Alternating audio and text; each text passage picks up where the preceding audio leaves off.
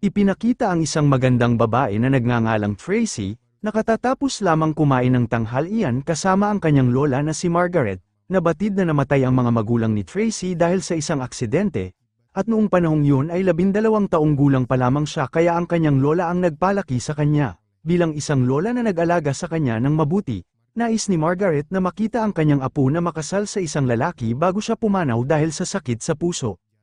Noong una ay tinanggihan ni Tracy ang hiling ng kanyang lola, ngunit nang makitang nasasaktan na si Margaret, napilitan siyang magsinungaling at sabihing mayroon na siyang fiancé. Pagkatapos noon, inihatid ni Tracy si Margaret pauwi at nakilala ang assistant nito na nagngangalang Alan, ngunit bago sila maghiwalay, sinabi ni Margaret, na labis na masaya dahil engaged na raw si Tracy, na gusto niyang makilala ang lalaking iyon. Si Margaret ay isang sikat na manunulat ng nobela at may-ari rin ng isang publishing company na ngayon ay pinamamahalaan na ni Tracy. Sa kumpanyang yun, mayroon siyang matalik na kaibigang nagngangalang Sally, at ikinwento niya rito ang kalagayan ni Margaret pati na ang kanyang kasinungalingang may fiancé na siya. Pagpasok niya sa kanyang opisina, nalito si Tracy sa hiling ng kanyang lola kaya sinubukan niyang maghanap ng serbisyo ng peking kapareha sa internet. Doon niya nakilala ang isang lalaking nagngangalang Rob, na nagtatrabaho sa isang kumpanyang tinatawag na Rent at Groom, na tumutulong sa mga babaeng may problemang katulad ng kay Tracy. Dahil gusto ni Tracy na maging maayos ang plano nila, gumawa siya ng peking apelyido para kay Rob at inutusan itong magpanggap bilang isang accountant. Doon ay nagkwento rin siya ng kaunti tungkol sa kanyang lola, at lumabas na kilala pala ni Rob si Margaret bilang isang romantikong nobelistang paborito ng kanyang ina. Sa pag-uusap nilang yun, ipinaliwanag ni Tracy na si Margaret, na may sakit sa puso, ay nais siyang makitang magpakasal, ngunit ang planong pagpapanggap na ito ay tatagal lamang ng ilang linggo, at sinabi rin ni Tracy na dadalhin niya si Rob upang ipakilala ito sa kanyang lola. Sa opisina, may katrabaho si Tracy na nagngangalang Todd na lihim na may gusto sa kanya, ngunit wala ni Katie ting na interes si Tracy sa kanya, at alam din niyang mayabang itong lalaki. Kinabukasan, dumating sina Tracy at Rob sa bahay ni Margaret. Ayon sa kanilang plano, sa loob ng bahay, hindi sinasadyang nakita ni Rob ang paboritong nobela ng kanyang ina, at kasabay nito ay labis na natuwa si Margaret dahil sa wakas ay nakilala na niya ang fiancé ni Tracy. Dahil paboritong-paborito ng ina ni Rob ang mga romantikong nobela, naging madali para sa kanya ang makipagkwentuhan kay Margaret, dahilan upang lalo pa siyang magustuhan nito. Doon ay ikinwento ni Rob na namatay ang kanyang ina noong bata pa siya. At mula noon ay ang kanyang ama na laging abala sa pagtatrabaho bilang waiter sa isang restaurant ang nagpalaki sa kanya. Pagkatapos ay sinabi ni Rob na unang nagkakilala sila ni Tracy habang nag-iski sa kabundukan, ngunit dahil masyado siyang nadala sa pagkukwento, marami siyang nasabing mga romantikong linya na parang kathang-isip lamang.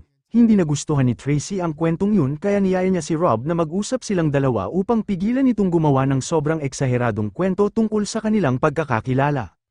Sinabi ni Tracy kay Rob na sapat nang magpanggap itong isang simpleng fiancé. Matapos siyang bigyan ng ilang paalala, niyaya niya itong magpaalam na kay Margaret. Kinabukasan, pagdating ni Tracy sa opisina, labis siyang nagulat dahil sinabi na ng kanyang lola sa lahat ng empleyado ang tungkol sa kanilang engagement. Bukod pa rito, gusto rin ni Margaret na magdaos ng engagement party para kay Tracy at inimbitahan ang lahat ng tao sa opisina. Nagulat si Tracy nang marinig ang balitang yun kaya agad niyang sinabi kay Sally na umupa siya ng isang lalaki upang magpanggap bilang kanyang fiancé. Ipinaliwanag din niya na napilitan lamang siyang gawin ang pagpapanggap na ito upang hindi masaktan ang damdamin ng kanyang lola na may sakit sa puso. Nang sumapit ang tanghali, sinimulan ng pag-usapan nina Tracy at Rob ang kanilang engagement party na gaganapin sa isang restaurant. Ang restaurant na napili ay ang Hollings, ngunit inamin ni Rob na dati siyang nagtrabaho roon. At dahil natatakot siyang may makakilala sa kanya, hiniling niya kay Tracy na ilipat na lamang ang venue sa ibang lugar. Ayon sa napag-usapan nila noong tanghali, sinundo ni Rob si Tracy sa bahay nito upang sabay silang pumunta sa venue. Bago sila umalis, binigyan muna ni Rob si Tracy ng engagement ring at sinabi niyang hiniram lamang yun mula sa isang matalik niyang kaibigan. Pagdating nila sa kanilang pupuntahan, nadatnan nila si Margaret na naghihintay na sa harap ng restaurant. Pagkatapos ay isinama sila nito sa loob upang ipakilala si Rob sa mga empleyado bilang fiancé ni Tracy. Nang ipakilala ni Tracy si Rob kay Sally, agad nitong hinangaan ang engagement ring na suot ni Tracy bilang bahagi ng kanilang pagpapanggap. Sinabi rin ni Sally na gwapo si Rob, kaya gusto rin niyang kunin ang serbisyo nito kapag natapos na itong magtrabaho para kay Tracy. Makalipas ang ilang sandali, nakasalubong nila si Todd na halatang hindi matanggap na si Rob ang naging fiancé ni Tracy. Sinimulan pa nitong tanungin si Rob tungkol sa trabaho nito bilang accountant at nagtanong ng iba't ibang bagay tungkol sa kumpanyang pinagtatrabahuhan nito. Sa halip na sagutin ang mga tanong ni Todd, nagkwento na lamang si Rob tungkol sa kanyang nakaraan. Sinabi niyang taga Chicago siya at matagal nang pumanaw ang kanyang ina. Ikinwento rin niya ang buhay ng kanyang ama na nagtatrabaho lamang bilang waiter sa isang restaurant. Bago sila umuwi, biglang niyaya ni Margaret sina Rob at Tracy na pumunta sa isang lugar upang simulan ang pagpaplano ng kanilang kasal. Noong una ay tumanggi si Tracy, ngunit nang makita niya ang lungkot sa mukha ng kanyang lola, pumayag na rin sila ni Rob na magkita kinabukasan ng tanghali. Kinabukasan, bago sila makipagkita kay Margaret, maagang dumating si Rob sa bahay ni Tracy dahil gusto niya raw itong makasama upang magpraktis ng kanilang pag-arte. Habang naglalakad sila, ikinwento ni Rob ang kanyang naging karera at sinabi niyang dati siyang lumabas sa isang programa sa telebisyon. Nagkwento rin si Tracy tungkol sa kanyang nakaraan, kung paanong naging tahimik at mainitin ang kanyang ulo matapos mamatay ang kanyang mga magulang, ngunit habang siya ay tumatanda, unti-unti siyang nagbago dahil napagtanto niyang mas mabigat ang paghihirap na dinaranas ng kanyang lola. Sa ilalim ng mga bituin, pagkatapos nilang magkwentuhan, nagtungo sina Rob at Tracy sa lugar na itinakda ni Margaret at doon nila nakilala ang isang empleyadong nagngangalang Cloud. Hindi nagtagal ay dumating din sina Margaret at Alan, at sabay-sabay silang umikot upang tingnan kung aling mga pasilidad ang pinakaangkop para sa kasal nina Tracy at Rob. Habang tinitingnan nila ang lugar ng pagtitipon sa labas, pinatayo ni Margaret sina Rob at Tracy sa harap ng altar dahil gusto niya silang kuhanan ng litrato bilang alaala. Ngunit sa sandaling yun, biglang may dalawang babae na nakakilala kay Rob dahil minsan na pala itong gumanap bilang isang mekaniko sa isang serye sa telebisyon. Habang pauwi na sila, bigla na lamang kinabahan si Rob nang makita niya ang isang advertisement ng insurance na siya ang modelo. Mabuti na lamang at nakita rin yun ni Tracy, kaya agad niyang inilihis ang atensyon ni Alan upang hindi nito makita ng malinaw ang mukha ni Rob sa advertisement. Kinabukasan, habang nasa opisina, hinanap ni Tracy ang talambuhay ni Rob sa internet. Dahil dito, naniwala siyang totoo ang lahat ng sinabi ni Rob tungkol sa kanyang pinagmulan. Dahil sa naging reaksyon ni Tracy, napagtanto ni Sally na nahuhulog na ang loob nito kay Rob. Ngunit nag-aalinlangan pa rin si Tracy sa kanyang nararamdaman dahil ang relasyon nila ay isa lamang pagpapanggap. Makalipas ang ilang sandali, biglang pumasok si Rob sa opisina ni Tracy at niyaya itong magtanghalian. Pagdating nila sa isang restaurant, sinabi agad ni Rob kay Tracy na nakatanggap siya ng alok mula sa isang talent agency upang maging extra sa isang serye. Nang malaman niyang sa ibang lungsod gaganapin ang shooting, nag-alinlangan siyang tanggapin ang alok dahil mayroon na siyang trabaho sa lungsod na yun. Pagbalik ni Tracy sa opisina, biglang sinabi ni Sally ang isang mahalagang balita tungkol sa ama ni Rob. Ang pangalan nito ay Arthur. Lumabas na si Arthur ang may-ari ng isang sikat na restaurant chain na may mga sangay sa iba't ibang malalaking lungsod. Ibig sabihin, anak pala ng isang mayamang negosyante si Rob at siya rin ang nag-iisang tagapagmana ng kumpanya ng kanyang ama, hindi anak ng isang waiter gaya ng kanyang sinabi.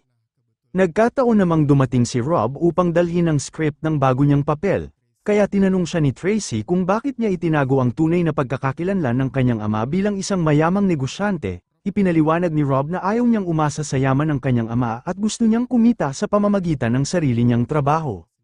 Upang matustusan ang sarili niyang pangangailangan, kinabukasan, pumunta si Margaret sa opisina upang sabihin kay Tracy na mayroon siyang mahalagang balita. Ang totoo, nabayaran na niya ang venue ng kasal noong nakaraan at sinabi niyang gusto niyang magsagawa ng rehearsal para sa kanilang kasal. Dahil biglaan itong ginawa ni Margaret, nakaramdam siya ng pagkakasala, ngunit pumayag pa rin si Tracy na sundin ang kagustuhan ng kanyang lola. Bukod pa rito, hindi na rin niya ito ginagawa ng labag sa kanyang loob. Dahil habang nagpapatuloy ang kanilang pagpapanggap, unti-unti na pala siyang nahulog ang loob kay Rob.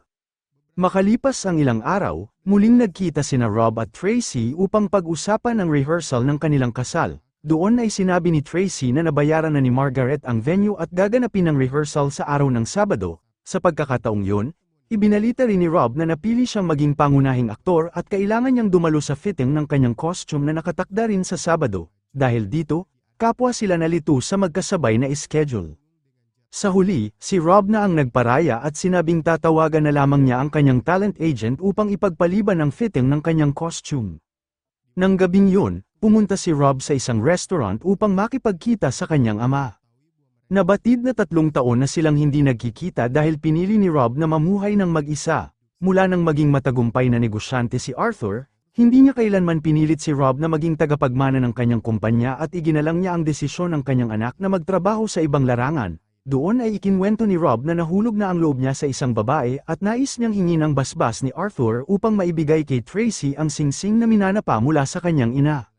Samantala, sa ibang lugar, habang umiinom si Todd sa isang bar, hindi niya sinasadyang makita ang advertisement ng insurance na pinagbidahan ni Rob. Lumabas na kilala rin pala ng may-ari ng bar si Rob dahil minsan na itong inupahan ng dati nitong nobya upang magpanggap bilang fiancé.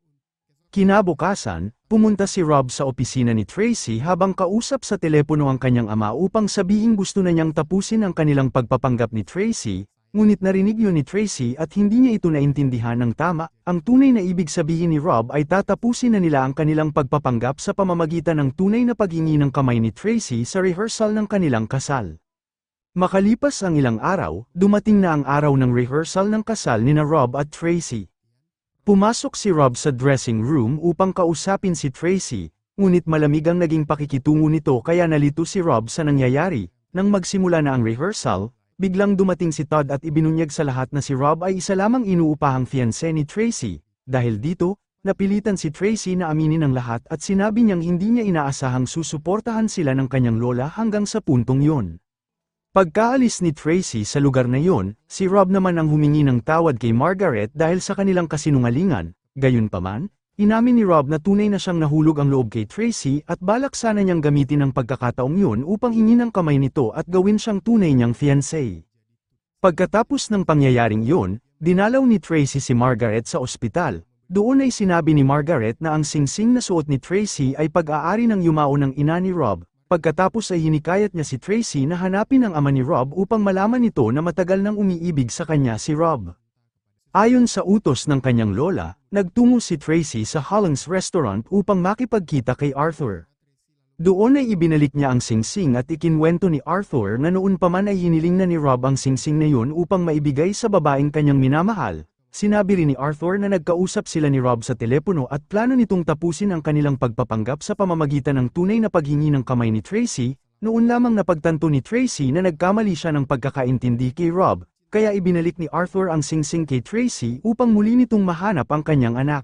Pagkatapos umalis doon, muli niyang dinalaw ang kanyang lola sa ospital at sinabi rito na nakilala na niya ang ama ni Rob. Hinikayat naman siya ni Margaret na hanapin si Rob dahil alam niyang tunay na nagmamahalan ng dalawa. Paglabas ni Tracy ng ospital, hindi niya inaasahang makakasalubong niya si Rob, na nagsabing tinanggihan na niya ang alok na pelikula. Sa pagkakataong yun, inamin din ni Rob na mahal niya si Tracy. At sa eksenang ito nagtapos ang pelikula sa isang masayang wakas. Iyan ang buong kwento ng pelikulang Ren and Groom, kaya isulat ninyo sa comment section kung ano ang inyong opinyon tungkol sa pelikulang ito, at kung nagustuhan ninyo ang video, huwag kalimutang mag-like. Maraming salamat sa panunood, at hanggang sa muli.